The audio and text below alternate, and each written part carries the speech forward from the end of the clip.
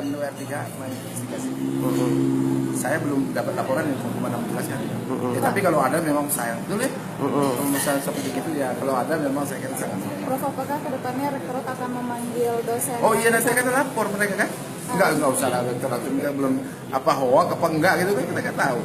Jadi kita ingin, ya saya minta WR1, WR3 klarifikasi itu. Saya lagi nunggu mereka. Sanksi-sanksi terberat apa nih Prof untuk? Nanti tidak, itu ada timnya, itu ada rektor bukan beri sanksi itu tim Dewan Kehormatan, nanti kan di sana. Kapan Pak rencana manggil? Tunggu, orang belum ada diklarifikasi, udah dipanggil dulu. Tapi kalau kita dari rektorat menilainya sangat disayangkan nggak sih Pak dengan adanya? Oh ya iyalah, masa gitu ya ini kan ukuran tinggi itu pendidikan, pusat moral. Ingat itu pusat moral. Kalau ya saya betul, saya sangat misalkan kalau tapi saya nggak bisa komentar karena belum lapor mereka. Oke, imbauannya kepada dosen seluruh Unila seperti apa Pak? Imbauannya Pak?